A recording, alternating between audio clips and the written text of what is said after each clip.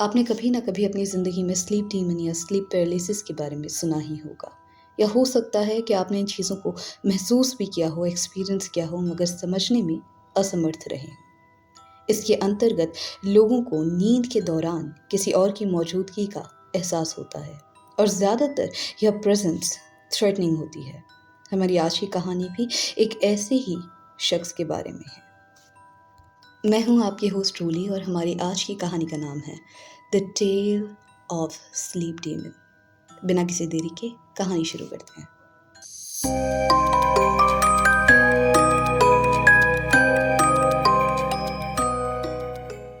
हमारी आज की कहानी रिया के बारे में है। 30 साल की रिया घर से अलग अकेले रहा करती थी। कुछ महीनों पहले पिताजी के हुए देहांत के कारण उसे नींद की समस्या शुरू हो गई। वह जब भी सोती उसे भयानक सपने आते, ऐसे सपने जिन्हें देख किसी की भी रूह कांप उठे। आंखें बंद करते ही उसे अपने साथ किसी और अनजान इंसान के होने का आभास होता। इन सपनों से परेशान रिया डॉक्टर मिश्रा से मिलती है। डॉक्टर के अनुसार रिया अपने पिताजी की मृत्यु स्वीकार नहीं कर पा रही थी, जिसका सीधा असर रिया के मस्तिष्क पर हो रहा था। परिणाम स्वरूप रिया डॉक्टर मिश्रा के प्रिस्क्रिप्शन सहित काउंसलिंग सेशंस अटेंड करने शुरू कर देती है। इन सभी चीज़ों से उसे कुछ फ़ायदा तो होता है, मगर महज 1 महीने के भीतर गोलियों का असर कम पड़ने लगता है और वे सपने रिया को वापस उसकी नींद में परेशान करने लगते हैं। अपने सपनों से परेशान रिया डॉक्टर मिश्रा से दोबारा मिल उनसे पूछती है कि भला उसके प्रिस्क्रिप्शंस को चेंज किया जा सकता है या हो सकता है उसके डोजेस को बढ़ा दिया जाए। मगर बदले में मिश्रा जी का कहना सिर्फ एक था। ऑलरेडी काफ़ी हैवी डोजेस लेने की वजह से डॉक्टर मिश्रा उसके डोजेस बढ़ाने या प्रिस्क्रिप्शन को चेंज करने के लिए उसे मना कर देते हैं। रिया की प्रॉब्लम मानसिक थी, यानी कि अंदरूनी। उसे बाहर से या किसी दवाई से ठीक नहीं किया जा सकता था। डॉक्टर मिश्रा चाहते थे कि रिया अपने मस्तिष्क पर काबू करना सीखे। वो रिया को सजेस्ट करते हैं कि जब भी उसे कोई भी भयानक सपना आता है तो उसे अपनी मुट्ठी बंद करके 10 तक गिनती करनी चाहिए और गहरी सांसें लेनी चाहिए। उसी के साथ वो होश में आ जाएगी और उसका सपना भी वहीं समाप्त हो जाएगा। हो सकता है धीमे धीमे वो पूरी तरीके से वापस ठीक हो पाए।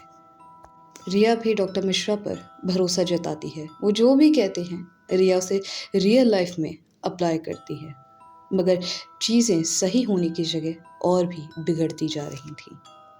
हर बीतते दिन के साथ उसके सपने भी एक नया आकार लेने लगे थे। जहाँ एक वक्त रिया को अपने सपने में किसी और के होने का भी आभास होता, वहीं अब वो उस इंट्रूडर की शक्ल को देख सकती थी।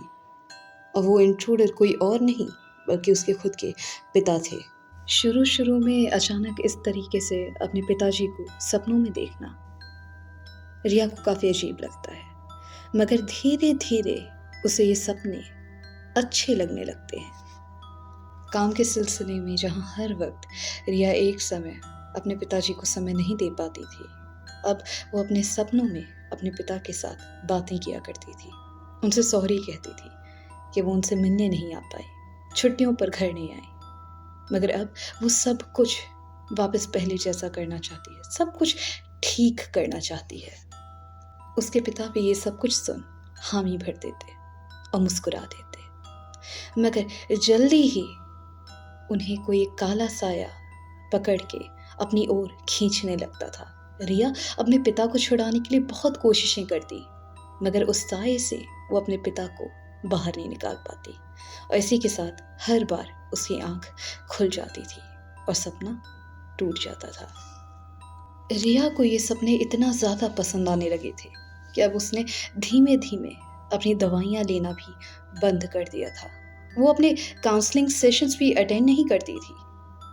उसे अच्छे लगते थे ये सपने। अच्छा लगता था अपने पिताजी से मिलना और उनसे बातें करना, उनके साथ समय व्यतीत करना। दवाइयाँ बंद कर, सेशंस को अटेंड ना कर, अब उसके सपने और भी रियल होते जा रहे थे। लगता मानो वाकई अगर उसने अपने पिताजी को छूने की कोशिश की या उन्हें पकड़ा तो शायद वो उन्हें अपनी दुनिया यानी कि असली दुनिया में वापस लेकर आ सकती है। ऐसे में ही एक सपने के दौरान जहाँ उसकी आंख खुलने में बस कुछ ही क्षण बाकी थे। एक काला साया उसके पिता को सपने के भीतर खींचने लगता है। ऐसे में रिया झट से जा अपने पिताजी की शर्ट पकड़ लेती है और उन्हें अपनी तरफ खींचती है। वो कई गुहारें लगाती है। वो चाहती थी कि उसके पिताजी उसके साथ उजाले से भरी दुनिया में चले, ना कि इस डार्कनेस के अंदर कैद रहें। शौकाने की बात तो ये थी कि जब अगली सुबह रिया की आंख खुलती है तो उसके हाथ में एक कपड़े का टुकड़ा था। ये कपड़े का टुकड़ा उसके पिताजी की शर्ट का ही था, जिसे रिया अपने सपने में खींच रही थी। रिया अब तक समझ चुकी थी कि वो अपने पिताजी को इस दुनिया में वापस ला सकती है और वो उन्हें वापस लाने के लिए हर एक कोशिश करना चाहती थी। उसी दिन रिया मेडिकल स्टोर पर जा नींद की दवाइयाँ उठा लाती हैं और दिन में ही उन दवाइयों को लेकर गहरी नींद में सो जाती है। सपने में एक बार फिर उसके पापा उससे मिलने के लिए आते हैं, मगर इस बार उनके चेहरे पर कोई खुशी नहीं थी।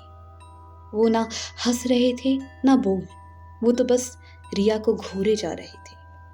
रिया को कुछ भी समझ नहीं आता। वो बस अपने पापा की तरफ देखकर चिल्लाती है कि पापा, मैं आपको यहाँ से लेने आई हूँ, मैं आपको यहाँ और रुकने नहीं दूंगी, आप मेरे साथ अब फाइनली चल सकते हैं। माँ भी आपको देखकर बहुत खुश होंगी पापा, रिया कहती है।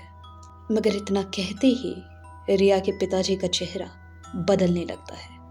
वो चेहरा ना तो रिया के पिताजी का था और ना ही किसी इंसान का, बल्कि वो चेहरा तो किसी डीमन का था, किसी शैतान का, जिसे देख रिया तुरंत चिल्लाने लगती है।